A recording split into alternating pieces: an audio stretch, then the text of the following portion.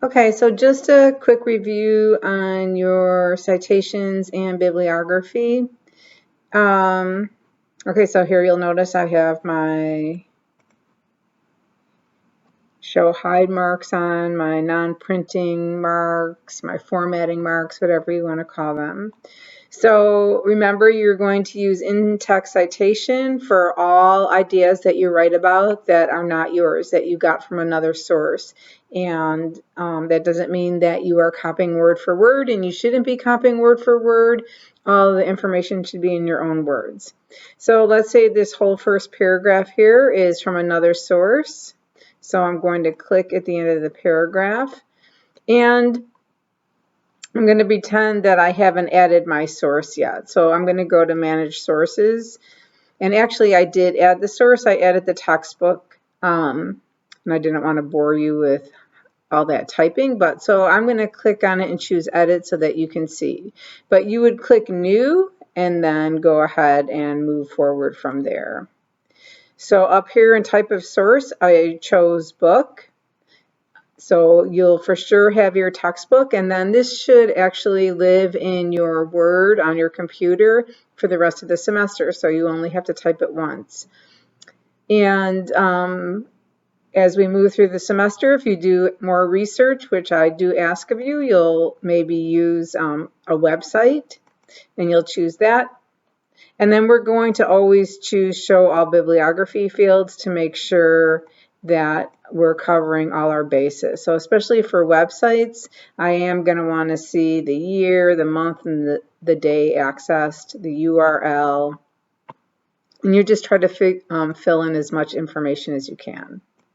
So I'm going to go back to book, and here's the textbook. So the textbook has two authors, and in order to separate the authors, you need to use a semicolon. So that's next to the letter L on your keyboard. So when you have more than one author for any of your references, you'll separate them with a semicolon. And here I entered the title, the year, the city, all the information. Textbooks are pretty easy. They have a lot of good information in there. The edition, I put how many page numbers, the medium, it's a textbook. And then I said, okay. And if I had made changes, that's just letting me know and asking me if I want to change it in my everywhere that it's been entered. Not necessarily in my Word file, and I'll show you what I mean by that in a minute. So again, the next time you come to Word, anything that you've ever entered as a resource before will show up over here. So every time you start a new discussion posting, you can just grab your textbook from this side and copy it over to this side so that it will be in your current list.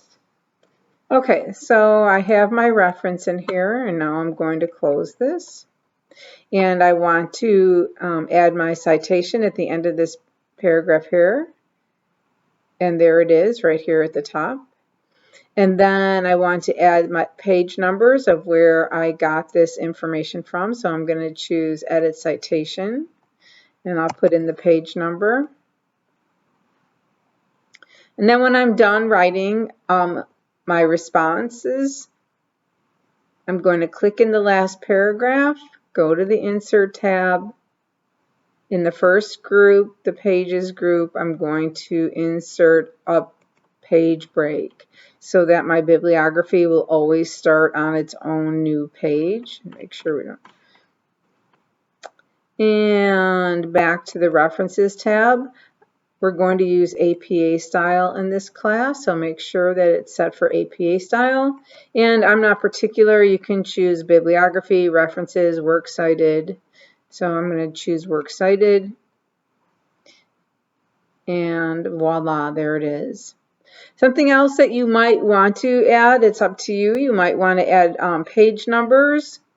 So you can always do that by double clicking at the very bottom or the very top of your page, and that will open up your header and footer area. And that also opened up my header and footer contextual tab. So here my cursor is flashing in the footer area, and I can just choose page number plain, and if I want it on the left, if I want it centered, if I want it on the right. So I'll center it, and I'm going to hit my escape key to close the header and footer. And so now I have page numbers.